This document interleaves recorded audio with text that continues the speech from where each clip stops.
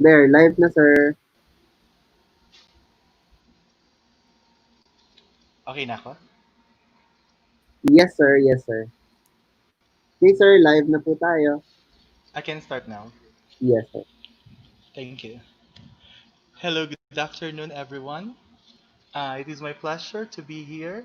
Thank you for the invitation and the trust that you have given to me to share to you, okay, to share to you a very good topic in the common in the current educational setting today.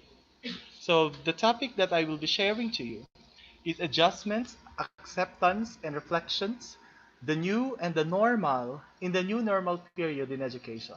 But before I start, uh, I would like to extend my most sincere gratitude to our school principal, Dr. Henry A. Davalos, for allowing me to be here in the faculty room and conduct this webinar. And also, I am with my colleagues here. I am with my vice principal, Mr. Jerry Medina, with our science coordinator, Mrs. Sherilyn Toral, our level head in the grade 12 department, Mr. Charlie De Leon, and our UMS advisor, Mr. De Los Angeles. So, thank you po sa kanilang suporta na hanggang ngayon ay nandito sila and I hope makinig sila hanggang matapos ang aking talk. At dahil umuulan pa raw. Okay. So, good afternoon once again. I hope you are safe in the comfort of your home while listening to me. And I hope I can give to you the best of uh the best of uh the best of what I can share for this new normal. Okay? So let's start.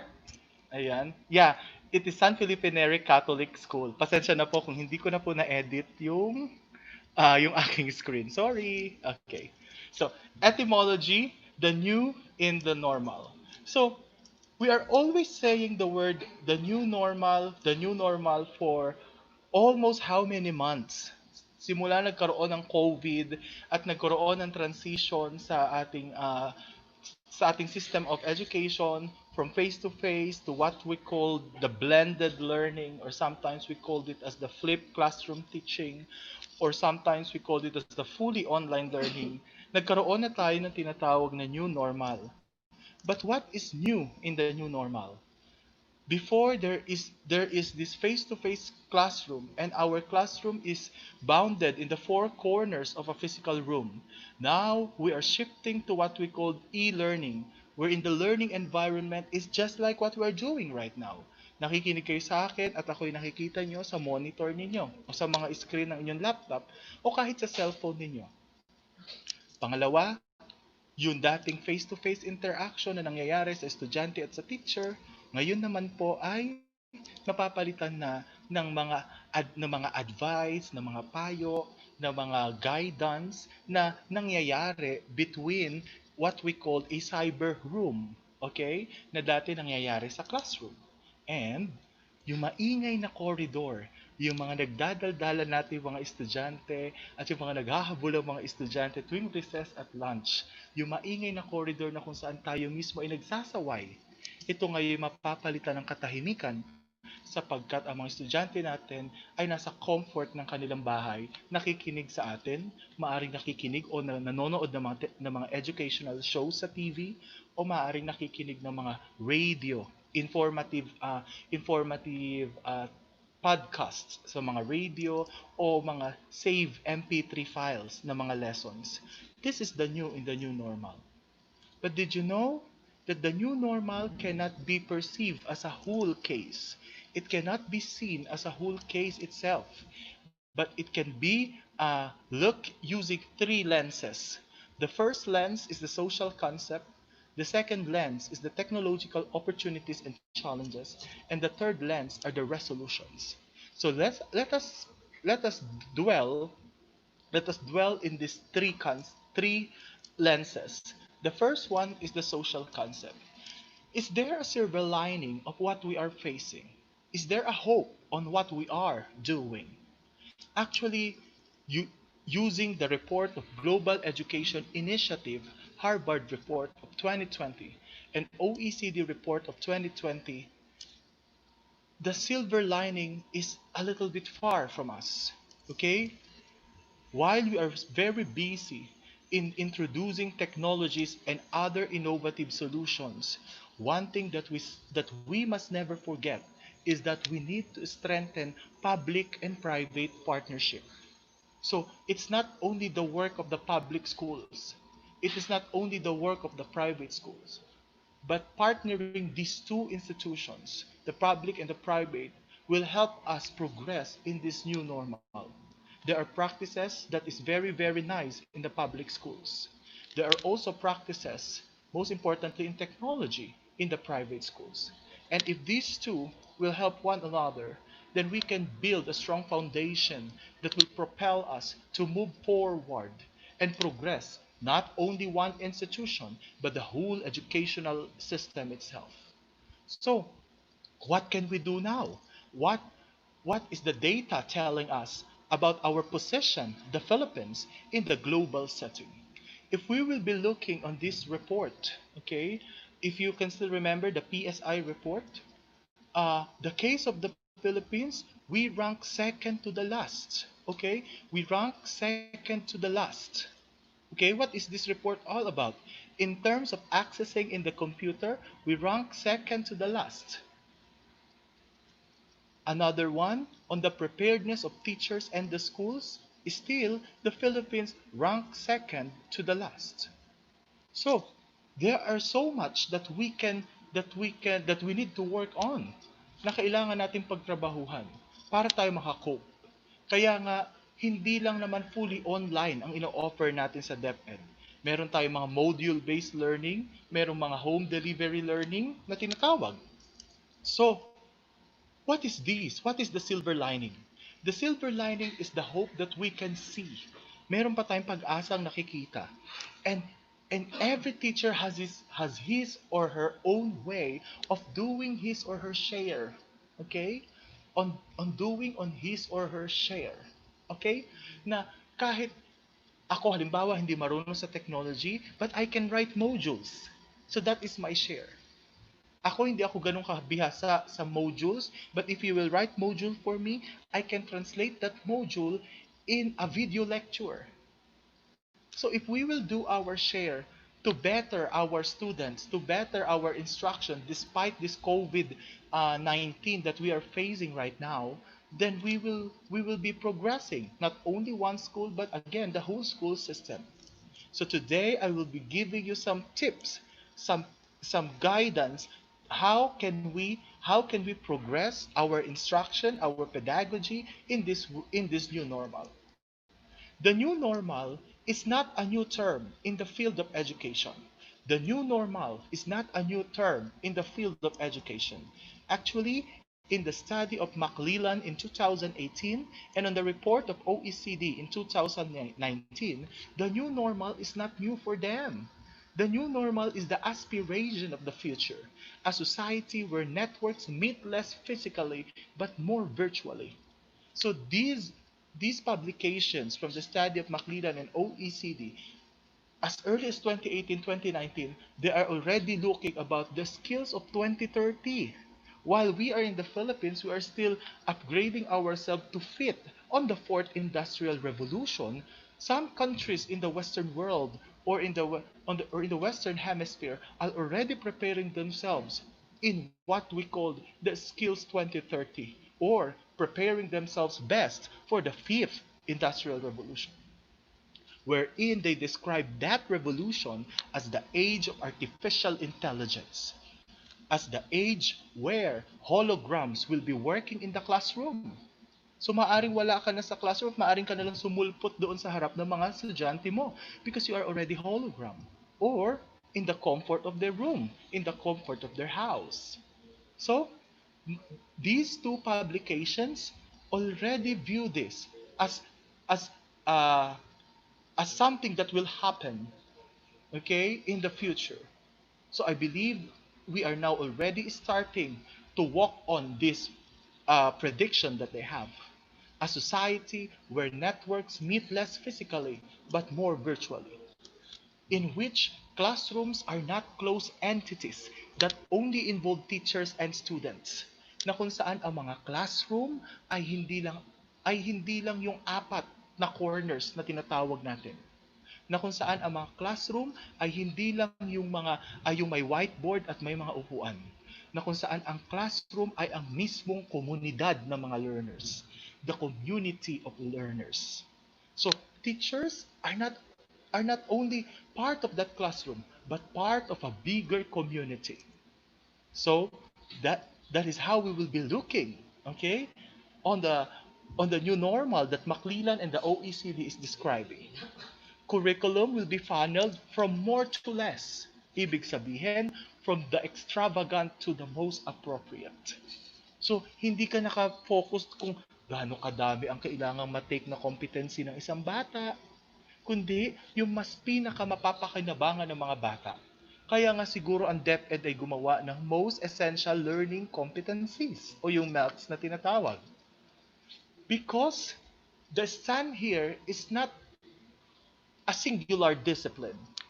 It is not only a singular discipline, but an integration of different disciplines, in which, say for example, science teachers can also integrate activities that will make their students civic oriented, that math teachers will also inculcate the value of social justice on their teaching, as well as English teachers, in which these science, math, English, Filipino, and other subjects can integrate themselves into one, so that the students can see that what they are learning in the classroom will be more needed in the real world when they went outside of their school.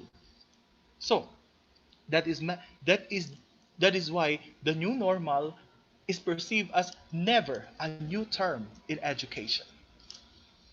In the Philippines, according to Obana J. in 2020, as published from the Manila Times, the Filipino classroom in the new normal will require us an imperative online education.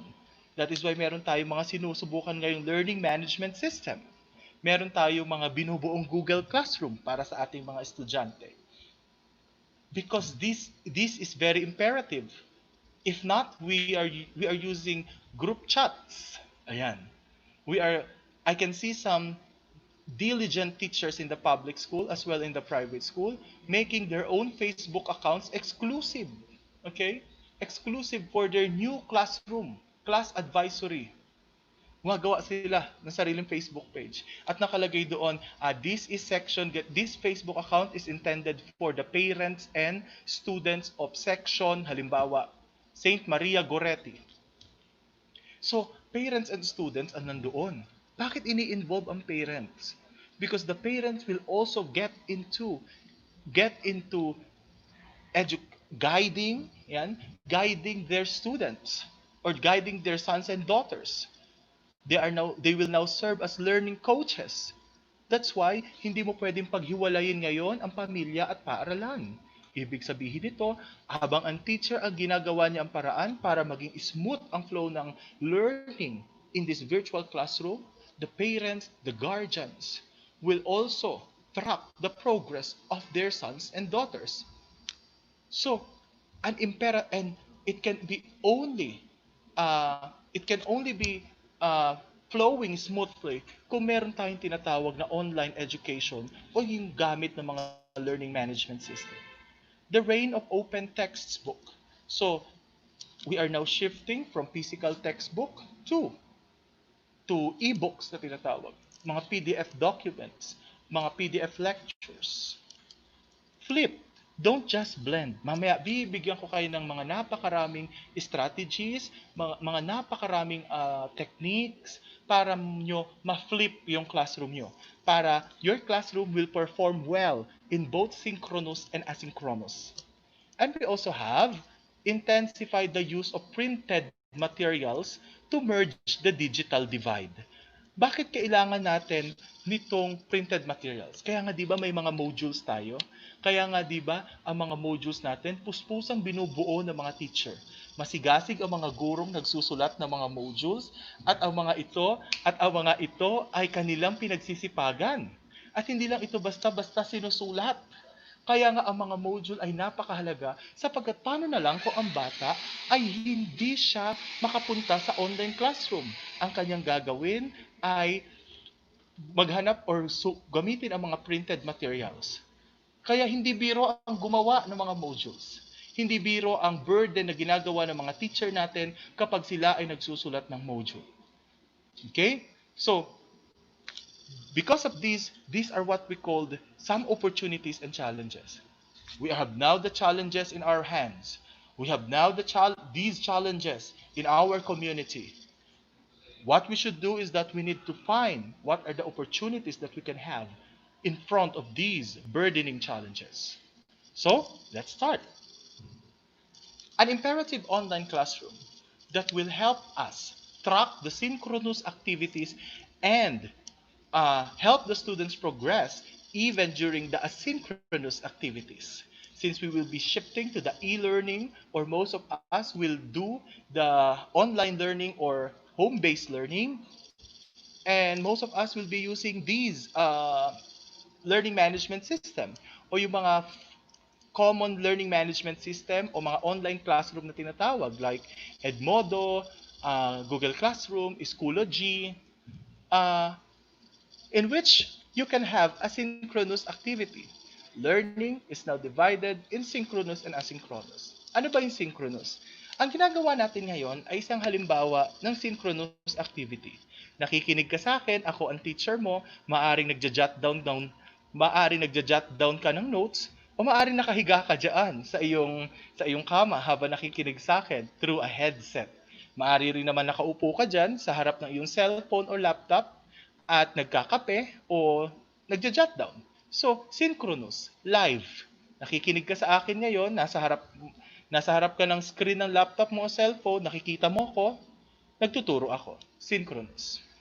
Ang asynchronous, halimbawa, sinabihan ko kayo, buksan nyo itong link na to, panoorin nyo, may mga guide questions dyan, at sundan nyo yung mga minutes. Okay?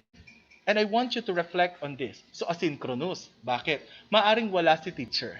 Okay? Maaring wala si teacher at ang ginagamit ng bata ay yung sarili niyang oras sa bahay para matuto siya sa kanyang sariling paraan.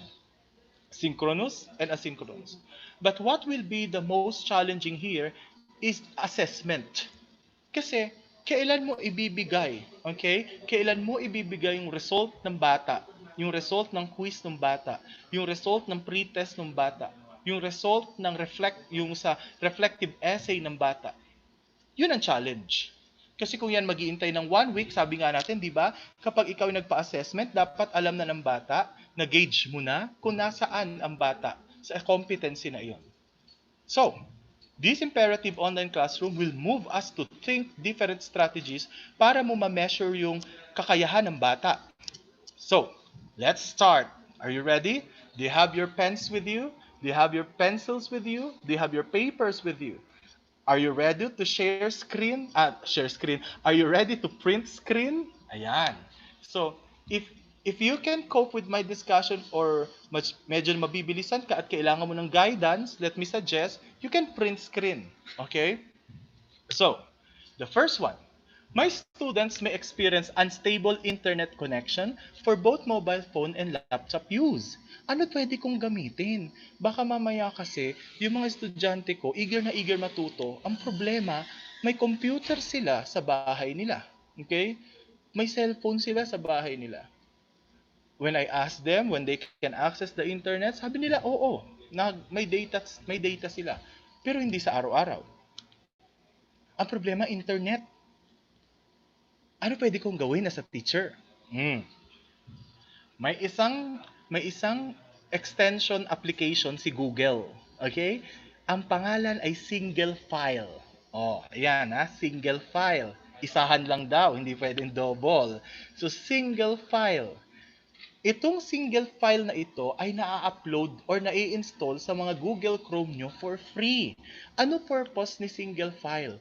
Para i-download yung web page at para si web page ay ma-open ng bata kahit wala siyang internet.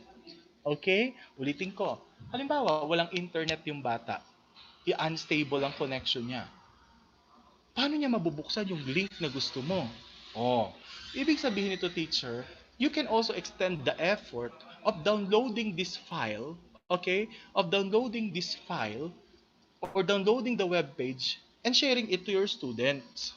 O kaya naman, kung if your school will allow yung pupunta dyan, share it through flash drive, pwede nyo ilagay sa flash drive itong dinownload yung web page. Okay? So, paano siya gagawin? So, isi-share ko yung screen ko ulit.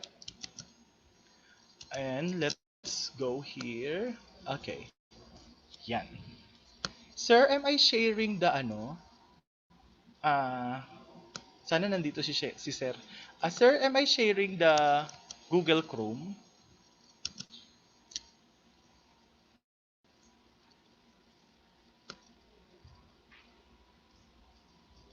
Okay, stop sharing tayo. And then, share screen. Okay, share.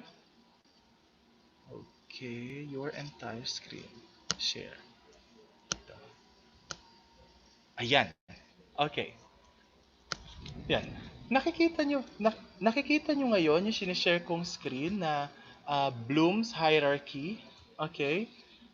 Yung mga yung mga friend kong nanonood, i-PM nyo nga ako kung nakikita nyo yung ayan, I think naka-share na. Okay. So, ang gagawin po natin ay i-install natin itong ayan, sa Chrome Web Store. Punta kayo sa Chrome Web Store. Okay? Chrome Web Store. Okay? O, paano bubuksan yung Chrome Web Store? O, i-type nyo sa Google Chrome Store. Yan. Ngayon, mag-load siya, and then ito siya. Okay? Ito siya. Okay? Pag kinlik nyo yan, ito yung lalabas. Okay? Ngayon, sige, yung mga nagla-laptop dyan, mag-PM nga po kayo kung kayo nagla-laptop at sinusundan ako para hindi ako ganun kabilis magsalita. Okay po. Thank you. Yan. So, ang itatype nyo, okay, ang itatype nyo ay single file. Single file. Okay, type nyo yung single file. Ayan. O, ayan. Okay? So, ayan ha, nakita nyo itong unang-una. Okay? Kasi nadagdag ko na siya sa aking application.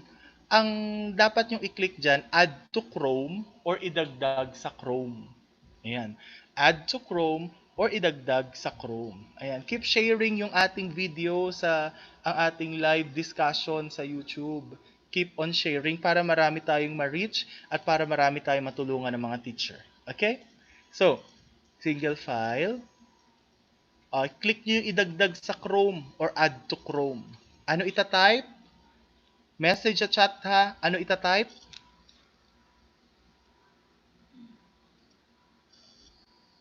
I'm waiting on your answer. Ano itatype natin dun sa isa-search? Ano pangalan ng application?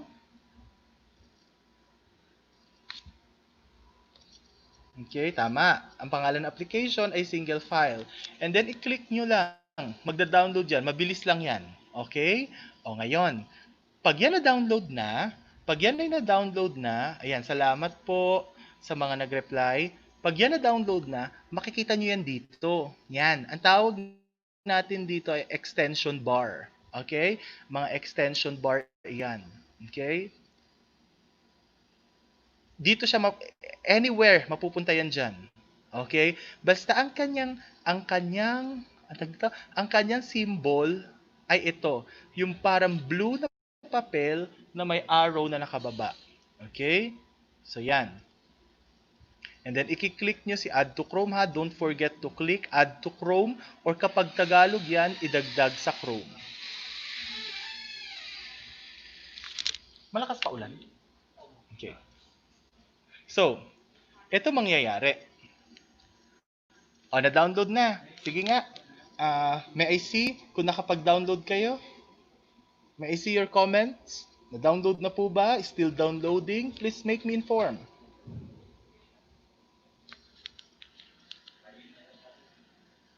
Okay. So, let's continue.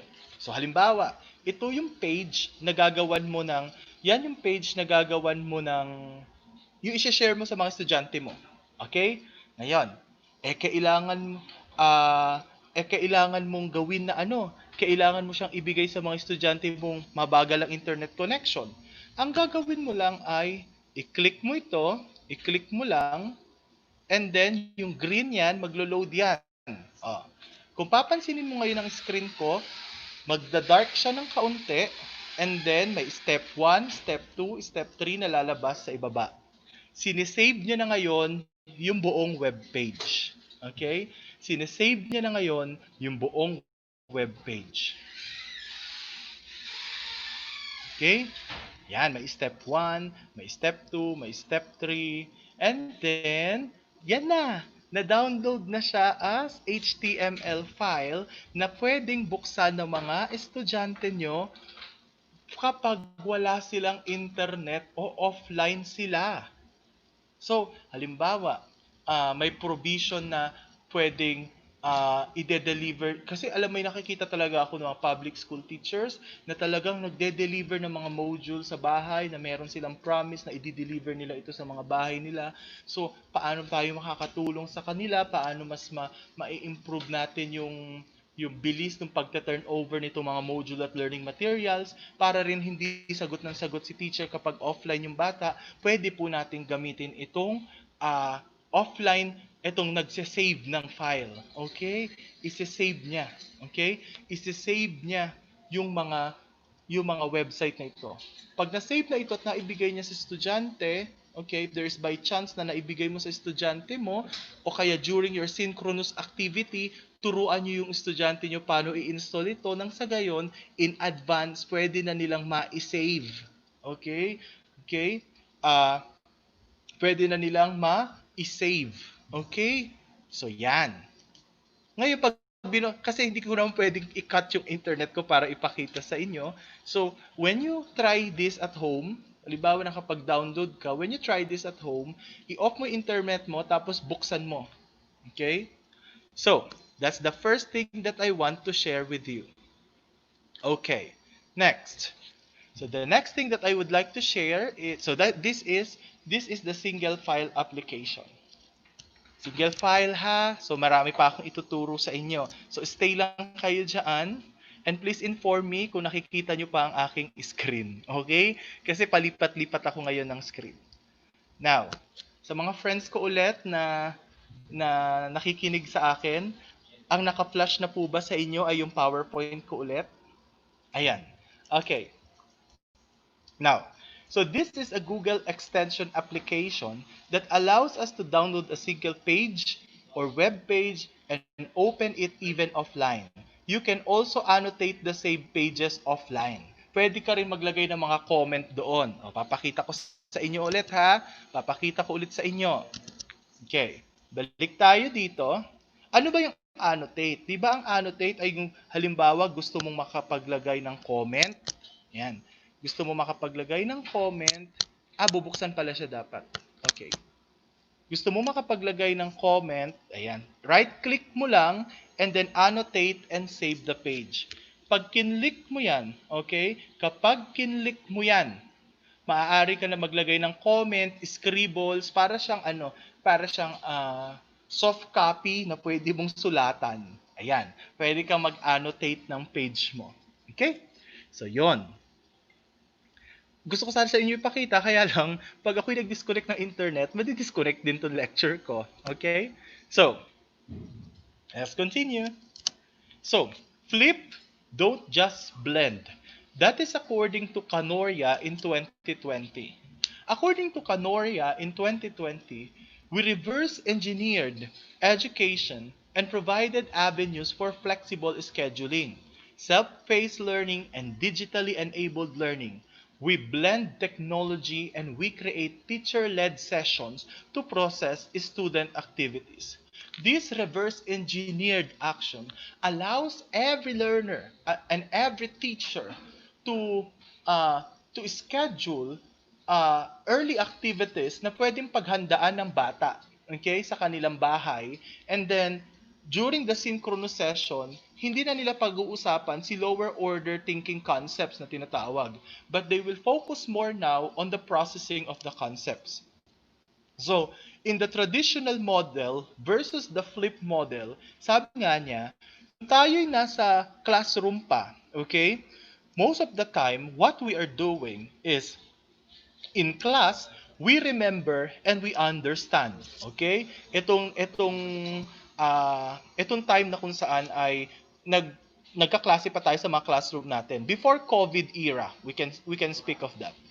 And then outside their class, they can practice. Ingat, bye-bye. Okay. Outside their class, they can apply, they can analyze, they can evaluate, and they can create. So, in the traditional model, kapag lumabas na sila ng classroom, what they remember, what do they understood in their lesson, they are trying to apply it outside their class. Kaya nga tayo may mga real-life na performance class. Ngayon, sa flip model, because of the limited time, yung mga basic concepts, okay? Yung mga basic concepts, anong ginagawa natin? We reserve it in their home, in the comfort of their home.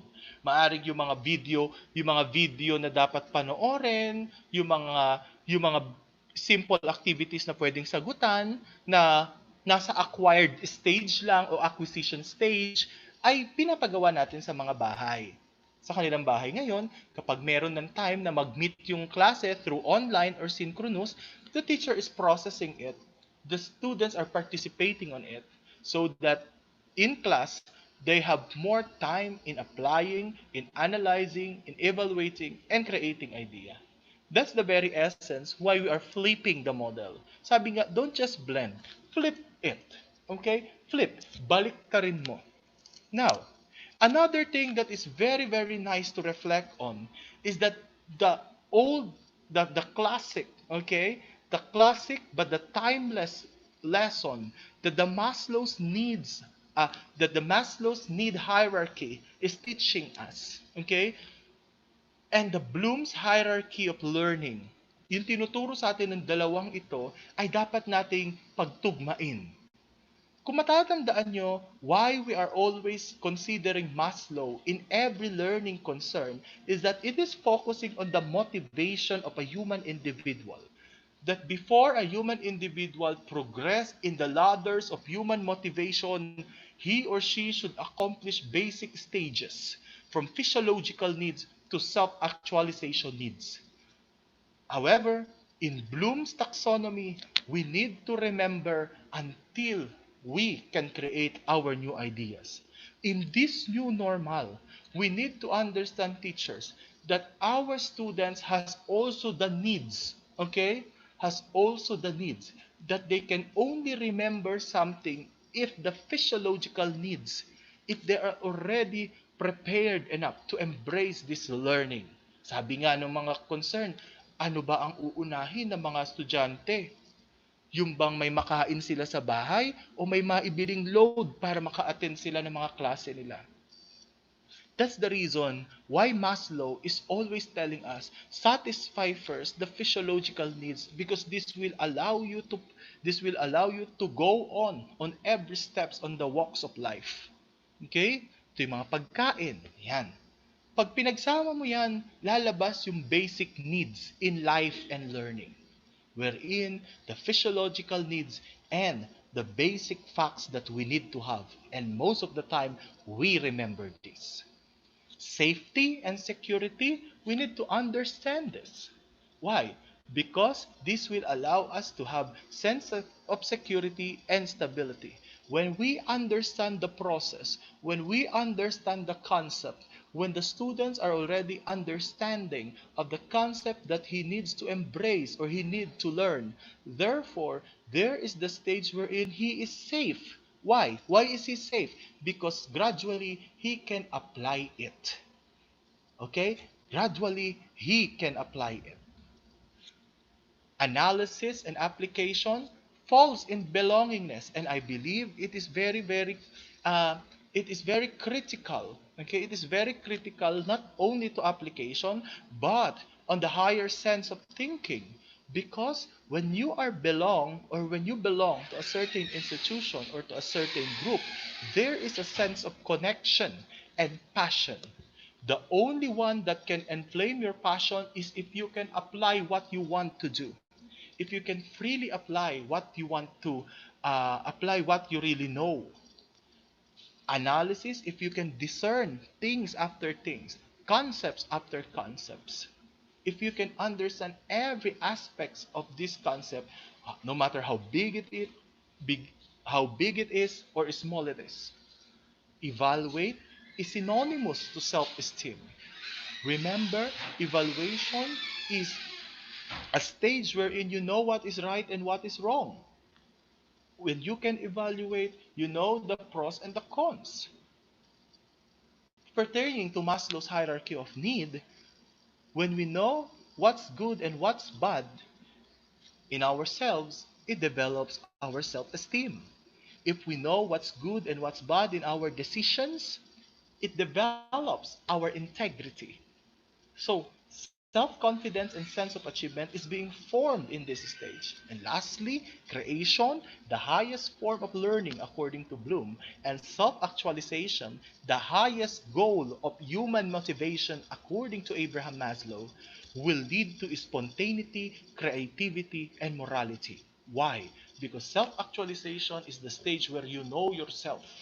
It is the stage where you actually perform your most ultimate desire.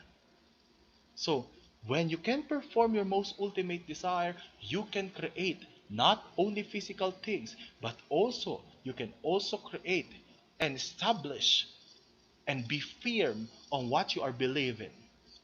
So in this new normal, it is not enough with the mind. No, it is also feeding our motivation, feeding ourselves with motivation. So, is my flip classroom working? What are the things that I should consider? Okay? What are the things that I should consider? Remember, according to Wiggins and McTighe, the, the, the founder of the UBD or the Understanding by Design, when change is made abruptly, okay, it will not change the existing system. When change was made abruptly, it will not change the existing system. So there is a stage, there is a series of process that we must meet. Consider, these are some advice. Consider the readiness of your learners and the teachers. Consider the readiness of your learners and the teachers. Start with the available materials. Start with printed materials. Okay? Start with printed materials. Create activities that rest on the lower order thinking skills. Why? Because these lower order thinking skills will strengthen the foundation. Kaya nga sabi, it is not about extravagance. It is not about the extravagance of competency, but the appropriateness of the competency. What if the appropriate competency is very high to the readiness of the student? Therefore, you need to scaffold things. You need to scaffold the activity. You need to provide, okay, steps so that the student can go high, progress after progress to the educational ladder, to the learning ladder. Scaffold. Do not be obsessed with numerical marks, scores, and class ranks. Do not be obsessed with numerical marks, scores, and class ranks. During online classes, make assessment activities objective. Okay? Yung madaling checkan. Yung true or false, modified true or false. Kung gusto mo, pataasin ng konti. If you are still using analogy, yan. During online classes, make assessment activities objective so that feedback can be easily granted to the students. Kasi remember, when you do a test, and then ang tagal, di ba, ang tagal mong binalik, parang nawawala ng saysay yung purpose ng assessment.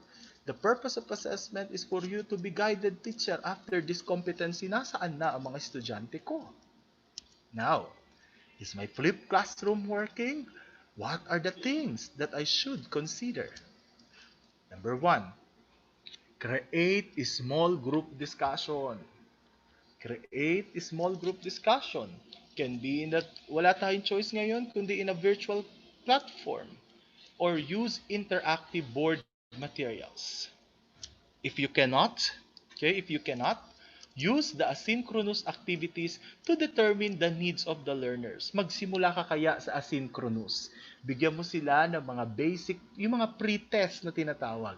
Bigyan mo sila ng mga sample 5 to 7 items, activity, multiple choice, or true or false regarding the new competencies that you are supposed to teach for the week.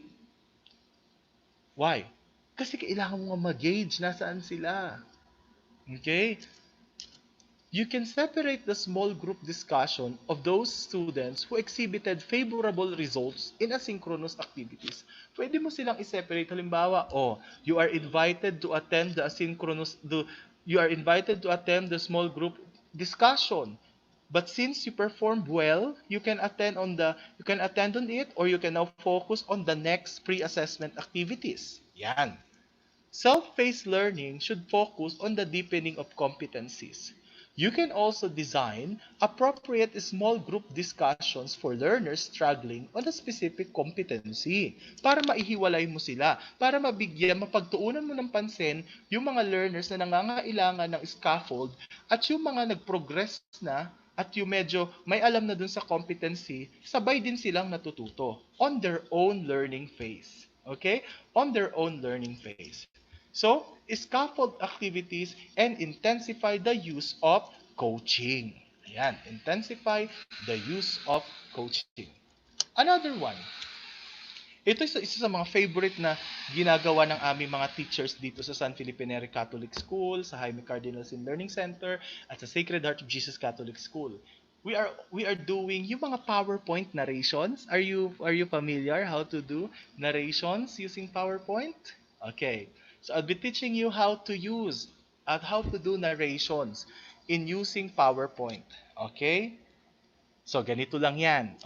Yung mga may laptop diyan, yung mga may laptop na nakikinig diyan, magbukas kayo ng isang PowerPoint. Okay? Kahit ano, may laman man o wala, pero mas maganda kung may laman yung PowerPoint. Intayin ko kayo ha. Okay. Magbukas kayo ng isang yan, yung may PowerPoint. Okay. Now,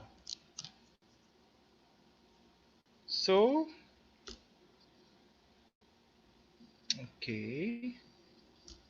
So, nakikita nyo ngayon na nag-escape ako. Okay? Nag-escape ako. And then, ang gagawin nyo lang po dyan ay ito. Okay? Ang gagawin nyo lang po dyan ay ito.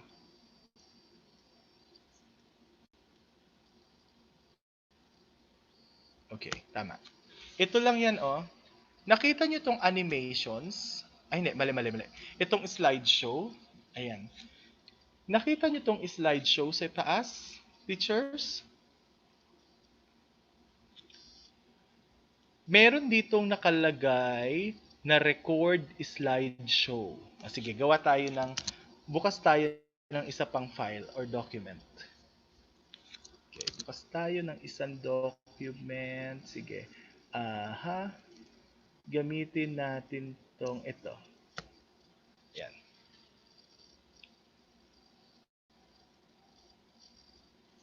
Okay. Ayan. Gamitin natin tong PowerPoint na ito. So ito yung thesis ko. Ayan. Gamitin natin itong PowerPoint na ito. Kung gusto kong gumawa ng narration, okay? Kung gusto kong gumawa ng narration, ang dapat ko pong gawin ay ganito. Kinig ha. Slideshow. Okay? Dapat naka-check itong play narration, use timing, and so show media controls. And then, ang i-click ko lang ay record slideshow. Record slideshow. Okay? Dapat naka-check si slide and animation timings and then narration, ink, and laser pointer. And then what you will do is click start recording. Start recording. So, yan. So ngayon, makikita mo ngayon, may orasan yan. May orasan yan sa itaas. And then ang gagawin, alam mo ba na habang nagsasalita ako ngayon, ay nare-record. Nare-record ang sinasabi ko ngayon sa PowerPoint. At ang bawat paggalaw mo ng slides, bawat paglitaw ng mga objects, okay? Bawat paglitaw ng mga objects na yan, okay? Yan po ay nare-record. Yan po ay nare-record. Okay? O ngayon, subukan na natin. Halimbawa, tapos ka na. Halimbawa, tapos ka nang gumawa. Anong gagawin mo? Escape mo lang, na-save na yan. Pansinin mo ngayon, pagkatapos mong i-escape, pansinin mo ngayon ha, may parang sound effect na nandito. May parang sound effect na dito sa may lower, sa ibabang bahagi ng first slide mo, kung saan ka nagsimula. Okay? Pagkatapos niyan, anong gagawin mo? Itatry natin ngayon. Itatry na natin ngayon ang PowerPoint natin. Okay? Stop screen tayo. And then share screen tayo ulit. Okay? Share screen. Share audio. Application window. Share. Yan. O sige, hintayin ko kayo ha. Ayan. Okay. O, tignan nyo ngayon ha. Tignan natin ngayon. F5 natin.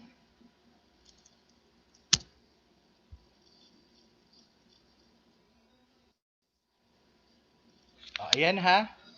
Naririnig nyo ba yung sinasabi ko? Naririnig nyo yung sinasabi ko ngayon?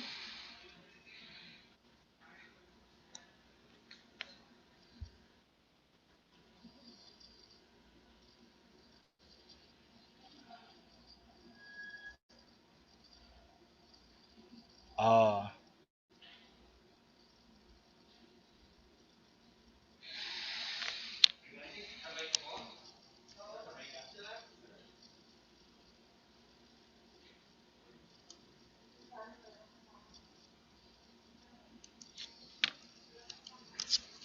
Okay?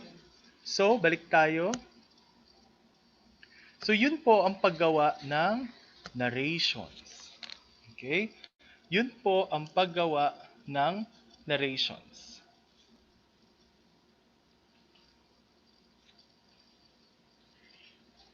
Okay? So the thing that we will be doing right now is this. Okay. So yun yung ating gagawin. Okay? So during flip session, pwede po kayong gumawa ng mga recorded narration or recorded narratives. And then also, ask your class stand about particular issue using online interactive polls and quiz. So ano yung mga pwede nating gawin? Pwede kayong gumamit ng Mentimeter for your synchronous discussion and quizzes for asynchronous discussion. Okay? For your synchronous discussion, use Mentimeter. And for your synchronous or asynchronous, pwede kayong gumamit ng quizzes. Si Mentimeter, ito yung parang survey. O sige, ang Mentimeter, dalawa yan. Isang mentimeter.com na kung saan ang mentimeter.com, ito yung account mo bilang isang teacher. Yung pangalawa naman, menti.com, ito naman yung account ng estudyanteng gusto mong pasagutin dun sa survey mo. O sige, try natin ha, try natin. Sige. Okay. Magbubukas ako ngayon ng mentimeter.com. Okay?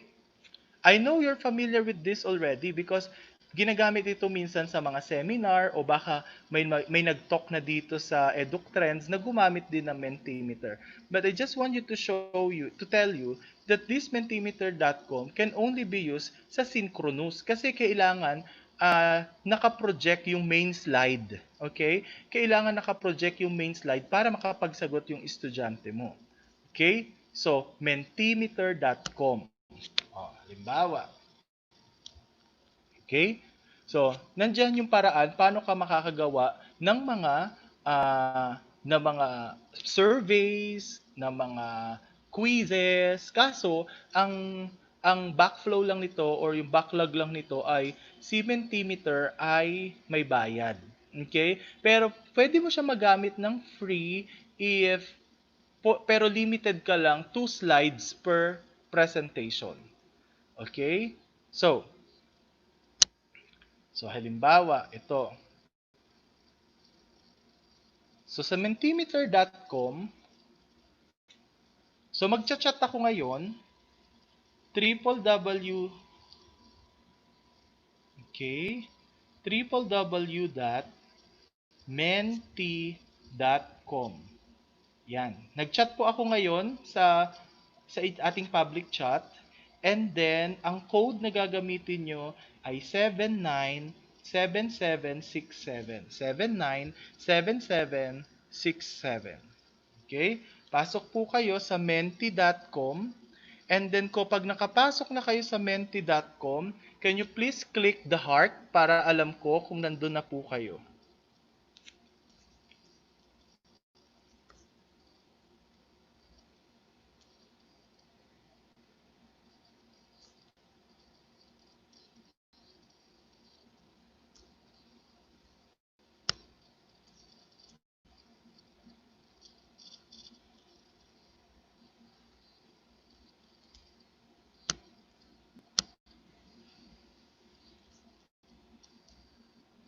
Okay?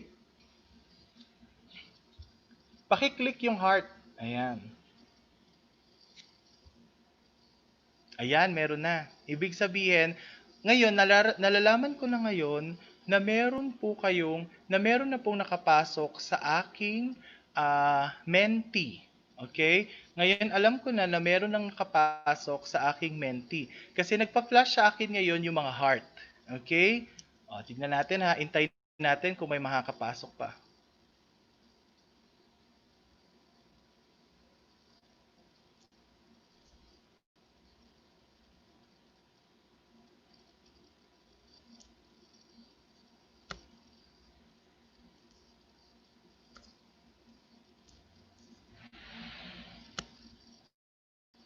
Okay.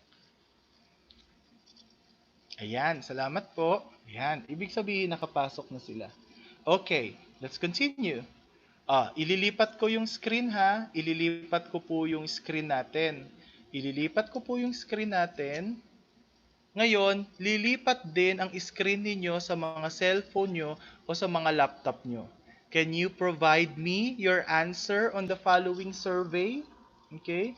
Can you provide me your answer on the following survey?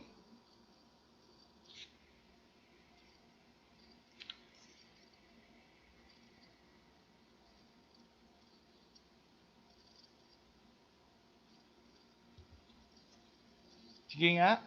Can you provide me your answer on the following survey? Meron po ba?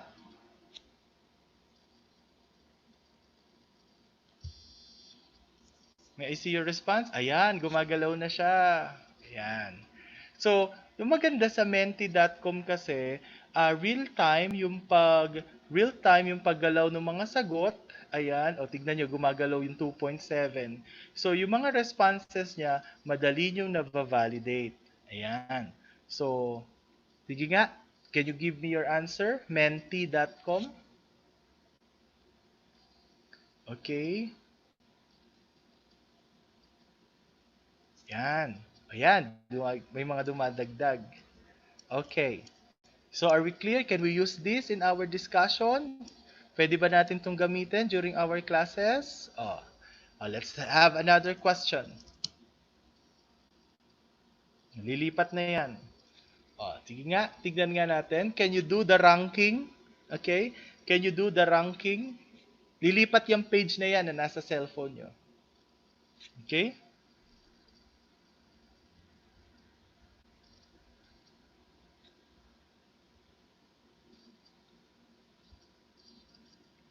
Can you do the ranking now?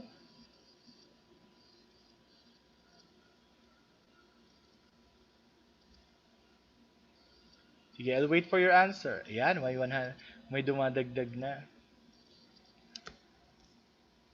Yan, gumagalaw na siya. Okay?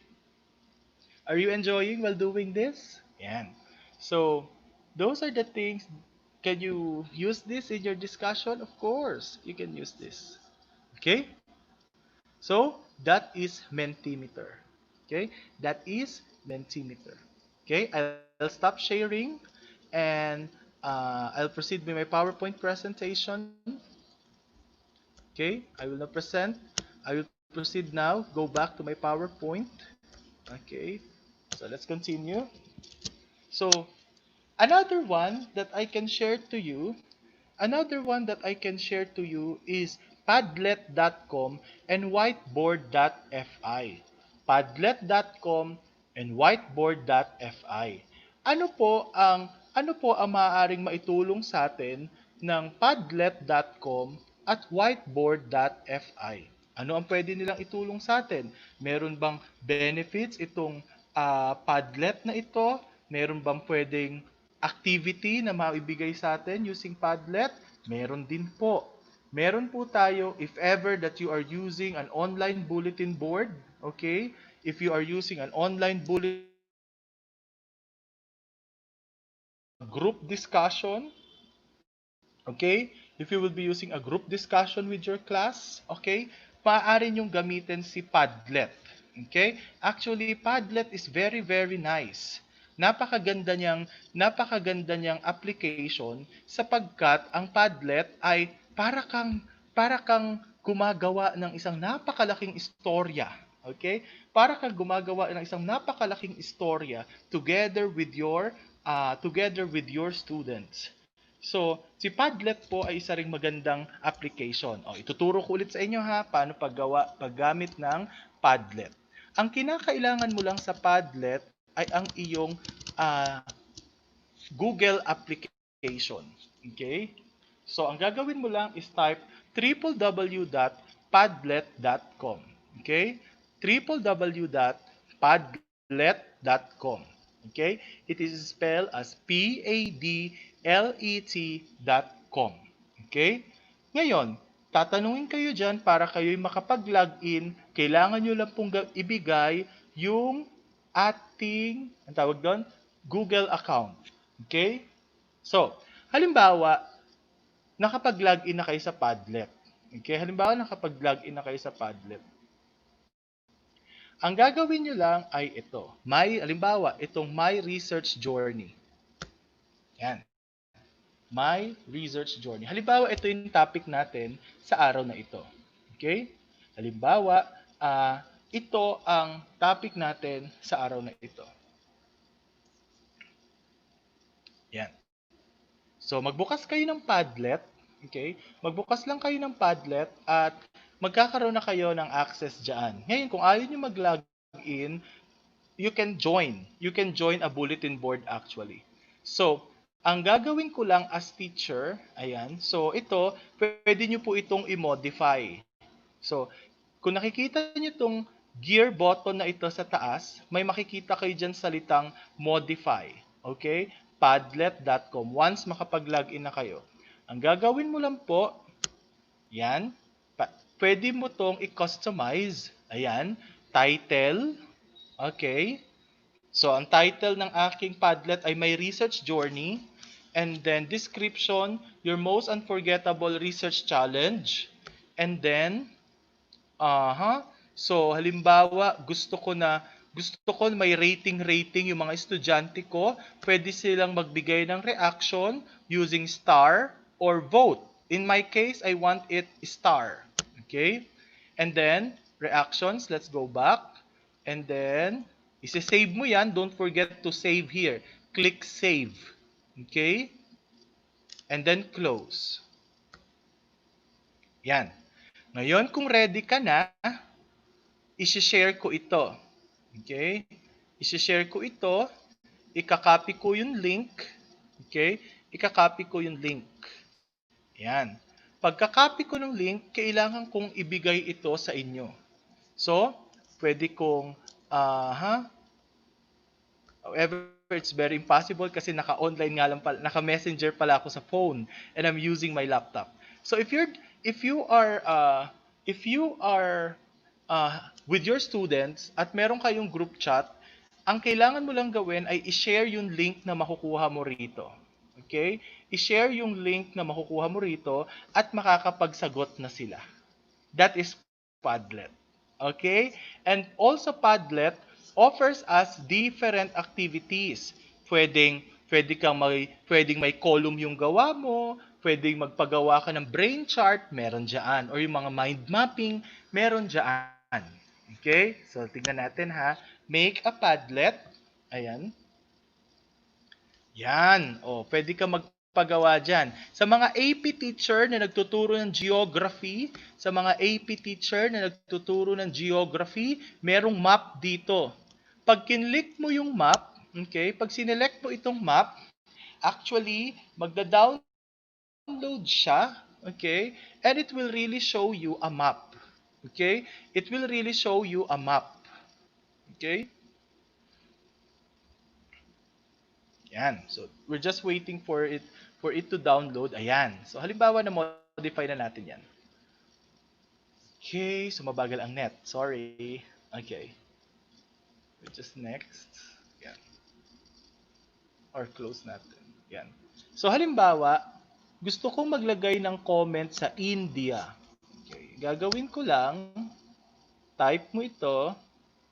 Let's search place by name. Halimbawa, India. Yan. Nakita ninyo? Nagbago siya. Ayan, India. Click natin ang India. Dadalhin ka niyan sa India. Ayan. And then we can write here. Halimbawa, the biggest subcontinent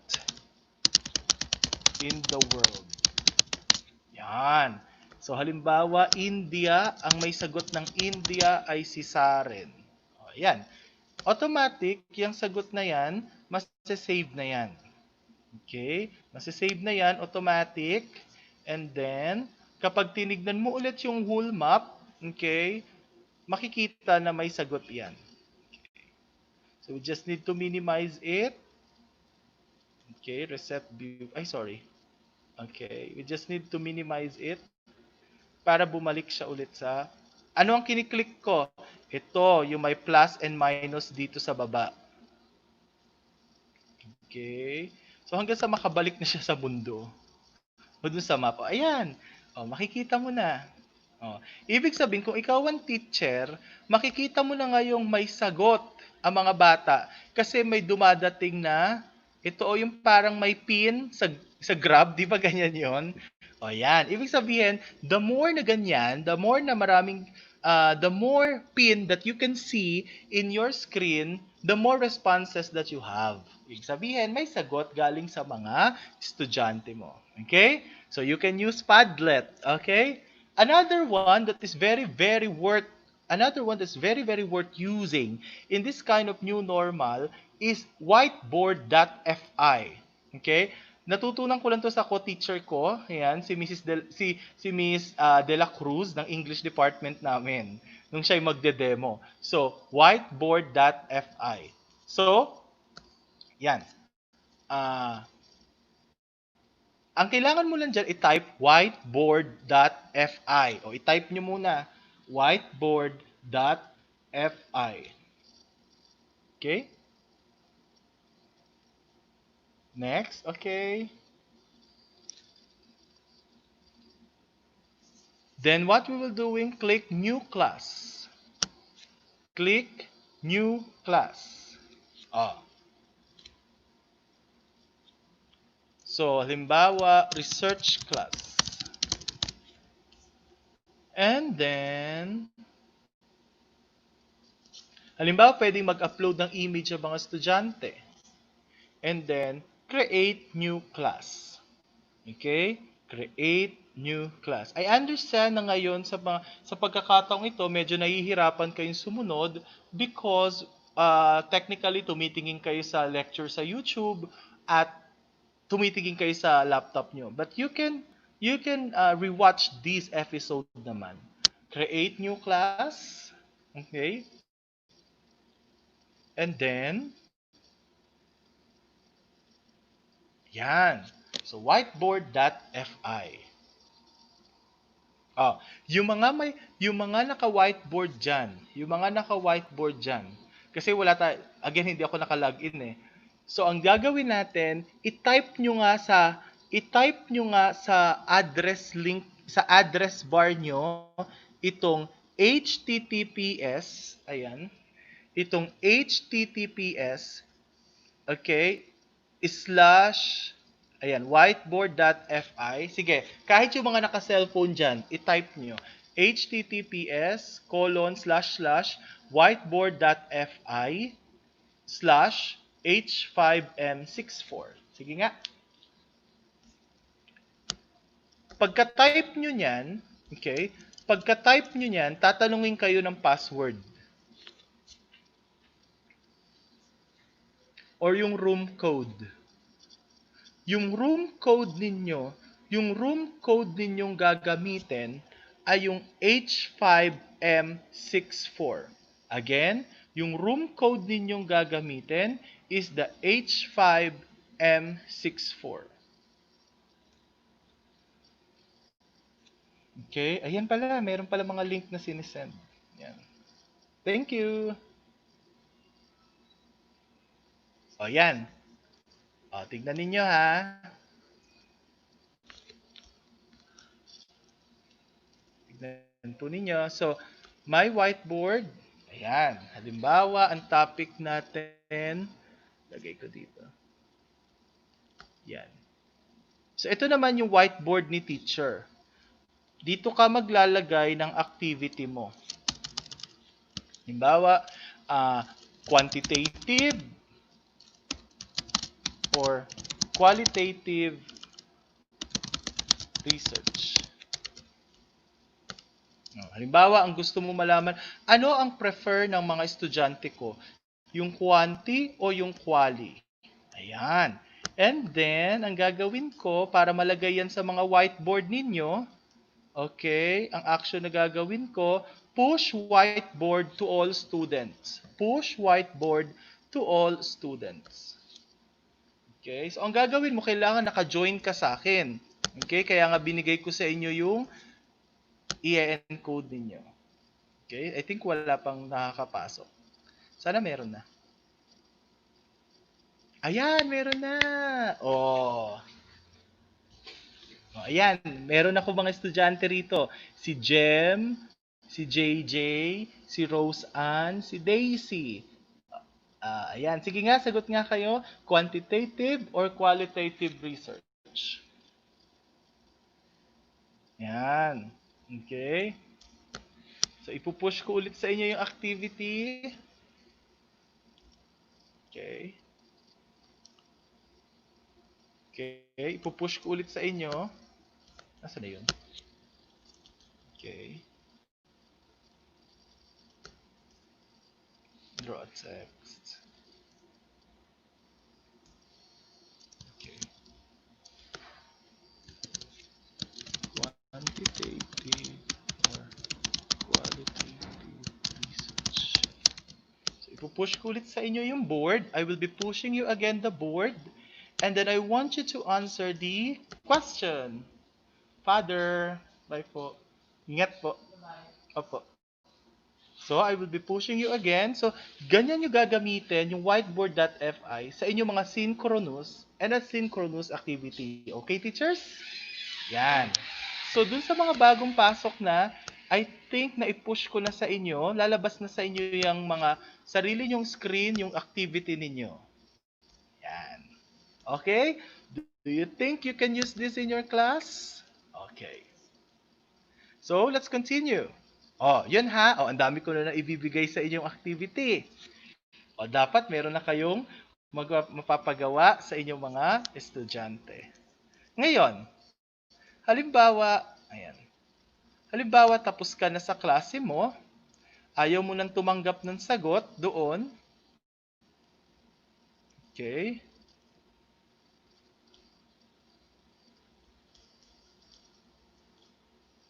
Okay?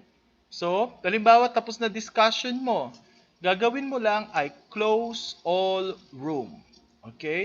Close room and then everything will be done. Okay? Lahat ng sagot dyan, papasok na. Okay? So, ayan ha. Marami na ako na ituturo sa inyo. Okay, next na tayo. Nandiyan pa ba kayo? Nakikinig pa ba kayo? Okay. So, next. For science teachers naman tayo. For science teachers naman. Science, hello. Nandiyan ba kayo? Okay.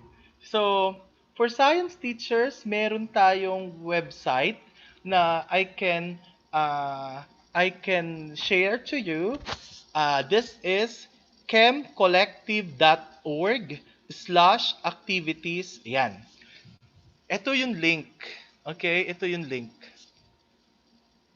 So, alam ko na gagawin ko. Sige. Okay. For science teachers, ito yung aking ma-share sa inyo kasi alam naman natin sa panahong ito, imposibleng makapunta ang mga bata sa ating mga science laboratories. Okay? So ngayon, paano ko to i-share? Paano ko makakapag-comment? Hindi pala ako makakapag-comment dito. Okay. So ito yung link actually. Saan na 'yon? Okay. Ayan. Okay? So ito yung link actually. That is chemcollective.org/activities/vlab or virtual lab. Okay? English subject, pwede nyo pong gamitin yung Padlet. Okay? Pwede nyo pong gamitin yung Padlet at saka yung whiteboard.fi. Ayan o, tignan nyo. Ang gusto ko dito sa virtual laboratory na to, actually nandito yun eh. Dito. Dito siya. Click muna natin. Para makita nyo. May mga activities dyan. May activities sa site na to na pwede ninyong gamitin during science classes. Actually, ito, kung nakikita nyo itong resources by topic, yan, mga activities yan. Okay? Mga activities yan na pwedeng gawin sa isang virtual laboratory. Halimbawa, hindi ko to alam actually because I'm not a science teacher, but let's try this. Metal density problem. So, when you click get info, okay, makikita mo ngayon yung problem. Yan, meron dyan. Okay? So, nandito siya sa nakalagay, in this activity, students use virtual lab, blah, blah, blah. And then, click go to activity. Uy, salamat at hindi kayo tinatamad. Lalo't lalo na alam naman natin na 5:15 na. Yan. So, ito tignan nyo teachers. Yan. Di ba? Identifying metals. Meron dyan. Identifying metals and then nandyan yung mga gagamitin nila. Halimbawa, kailangan natin ng ano ba ito mga ito? Erlenmeyer Plus. Lalagay tayo ng 1,000 ml na Erlenmeyer flash. Kung ganun man ang basa doon. And then, solutions, lagay tayo ng water dito. Ayan. Ibaba natin si Erlenmeyer. Ang gagawin lang natin, idadrag natin to si water dito. Ayan. Teka lang. Ay, mali. Ano ba to?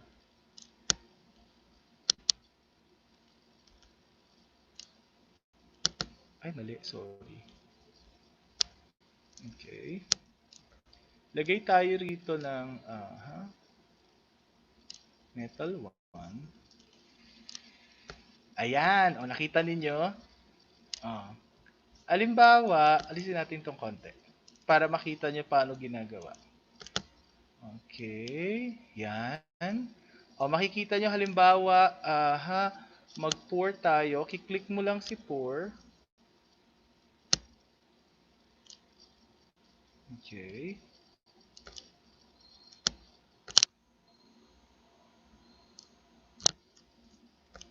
Okay. Di ko maklik. Seka. Ayan.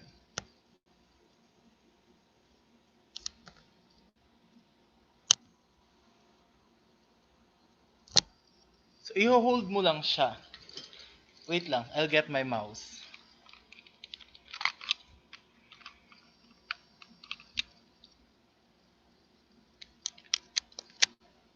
Para makita natin kung paano siya binubuhos.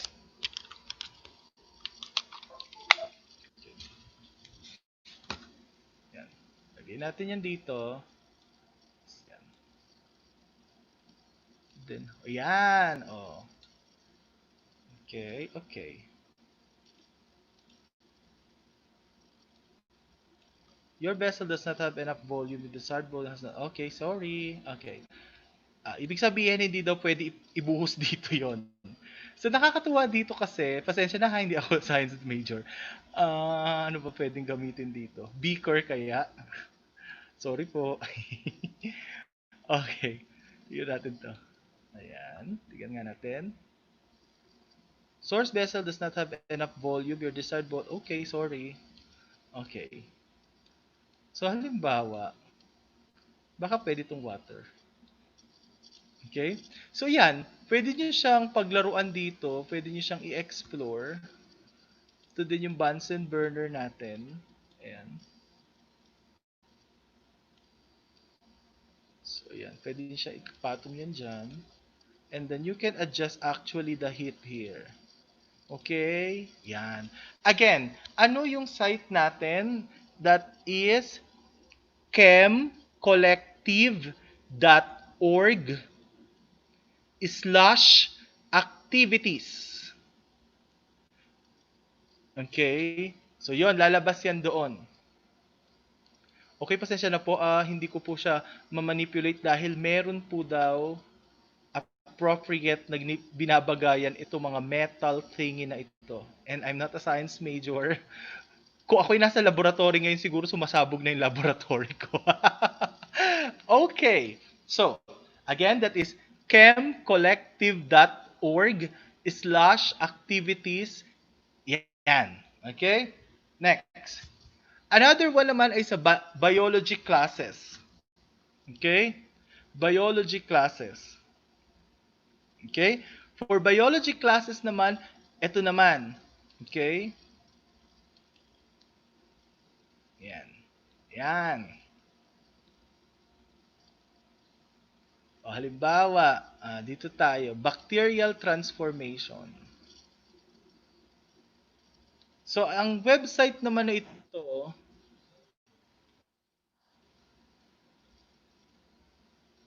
ewan ko kung naririnig nyo yung audio. Okay?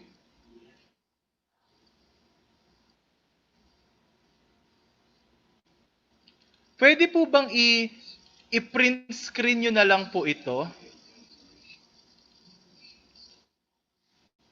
Okay? I-print screen nyo na lang and then you can type it in your laptops. Please print screen.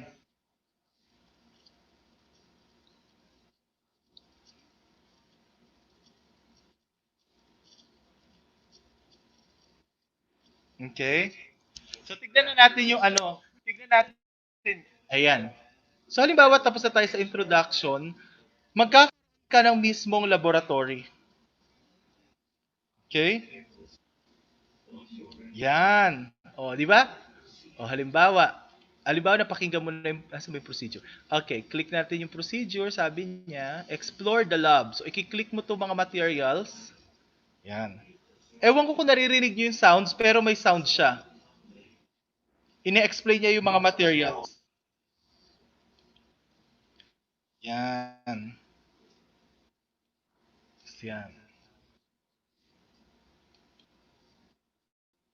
Yan. Okay. Yan.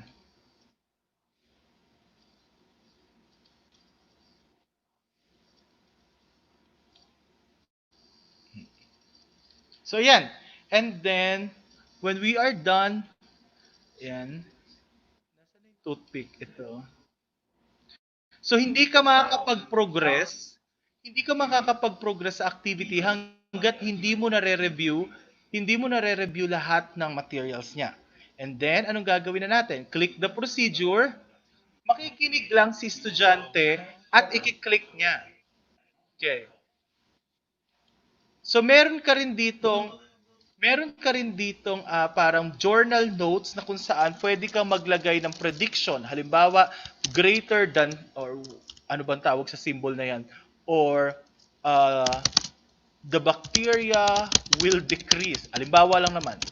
Ayan. So meron ka mga observation log. So it's like doing in an actual laboratory. Okay? So yan po ay para sa mga biology, science teachers natin.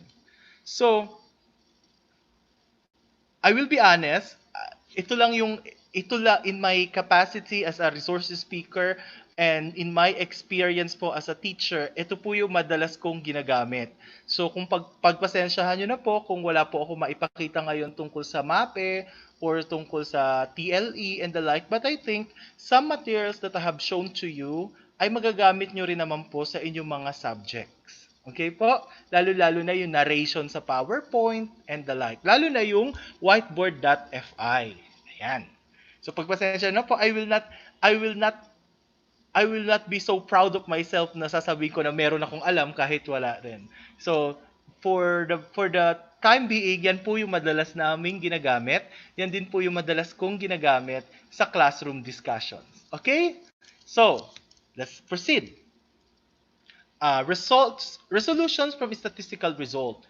Remember, to the administrators listening to me right now, remember, if you want to train your teachers in this new normal, because you want to equip them with technical and technical skills in manipulating computer and other programs, remember that you need to group them according to subject area, department, and the years of service.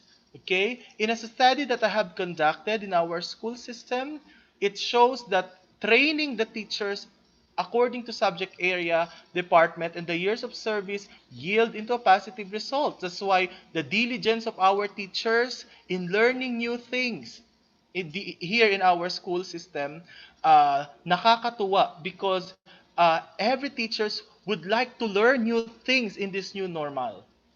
With the support of our administrators, who is very, very supportive in this endeavor, nakakatuwang isipin na walang teacher ang naiiwan kasi lahat ay unti-unting natututo.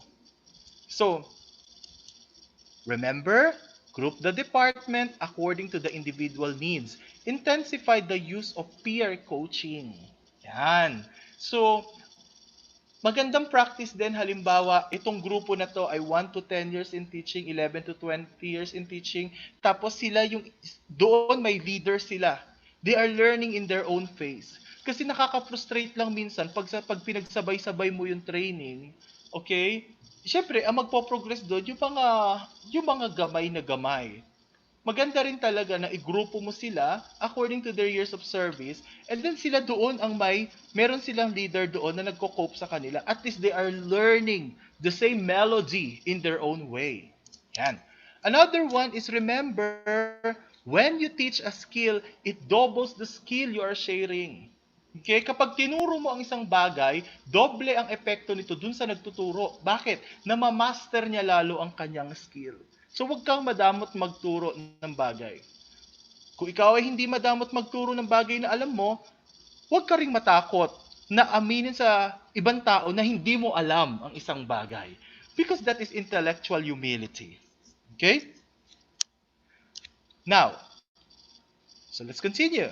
So, life reflection on this pandemic. We are now near in the summary of my report. During this pandemic, I believe kung sinubaybayan niyo ako sa una kong Vival webinar, nakita niyo na itong presentation na to. The biggest monster we are battling is our battle with anxiety. Always remember that. This is an unknown monster that we need to counter. Within the context of this current pandemic, we are also seeing how anxiety is manifesting itself into fear and stigma, making a difficult situation worse, according to Michael Nunui, the president and CEO of UNICEF USA. Fear, anger, and worries. Okay? Itong tatlong ito ang nagpapahina sa atin upang mayakap nating tuluyan ang new normal sa education. Natatakot tayo, nagagalit tayo sa mga nangyayari, at nag-aalala tayo sa mga bagay-bagay. Work from home, according to research, mas nakaka-pressure ang work from home. Doble ang pressure.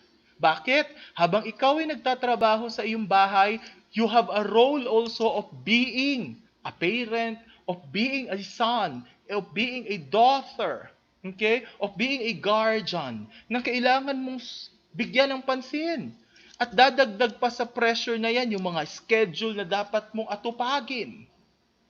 And hanggang sa ang need sa bahay ang siyang magdulot sa iyo para ka ma-pressure ng ma-pressure. So, what shall we do here? Economic concerns are topmost in everyone's mind because of the lockdown, no doubt. But the toll on everyone's mental health and well-being is a big concern for the individual, the community, the nation as we navigate our way through this pandemic. I want you to realize that no matter how big or small you are doing in yourself to improve yourself, your life matters. Your life matters. Your effort matters. Okay? And no matter how big this problem is we are having in our life, these too shall pass. These too shall pass. Don't feel that you are not contributing or growing at all. A small step forward is still moving forward. So, we need to we need to recalibrate our mind. We need to condition our mind that this new normal is associated with a very big change. Because in the work from home process also, we are compelled to work longer at home than in office. And sometimes we are thinking, ano ba iyan? Nasa bahay na nga ako pero para mas marami pa akong ginagawa ngayon. Di ba? Remember, work from home increases the likelihood of having an extreme severe depression 5 times. Ito ha, sa mga nanonood dyan. Staying on Netflix more than 6 hours a day, does not work at all. It increases the likelihood of developing severe depression by 2.4 times. Limitahan ha, limitahan. And lastly, staying on the social media 2 to 3 hours a day increases the likelihood of developing extremely severe depression 3 times and 1.6 times severe anxiety. So, your life matters. These too shall pass. Okay? These too shall pass. Do not forget to celebrate your own uniqueness. Do not forget. Our society is a macrocosm of unique individuals blooming at their own pace. Most of them live not only for themselves, but let others grow. Whatever you are doing right now, whatever your profession, okay, anuman ang profession mo, in this COVID situation, the more na ikaw ay lumalaban, the more na ikaw ay nagpupudyagi sa sarili mo, you are a hero. You are a hero. Okay? Continue loving. Continue living. Life is meant to be lived. Okay? Life is meant to be lived. Continue what you are doing. No matter how big or small your progress is progress. And your progress, people who are envy, inggit sa iyo, they cannot take away your progress.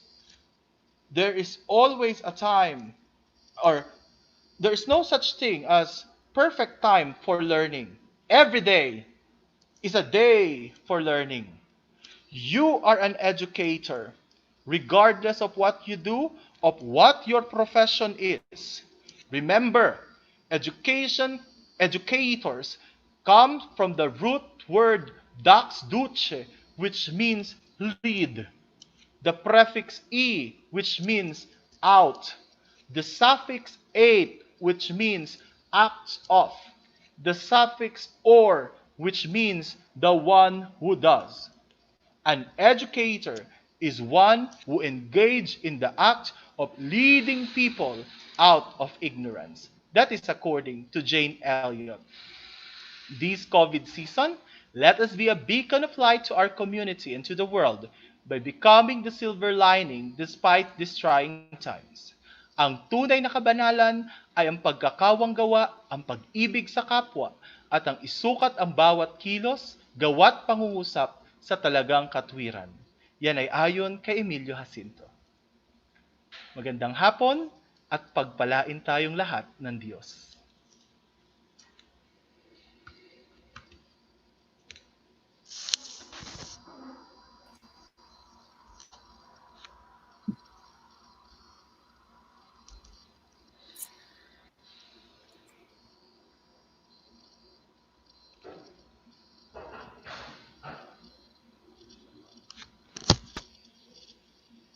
Sir Torres, are you here?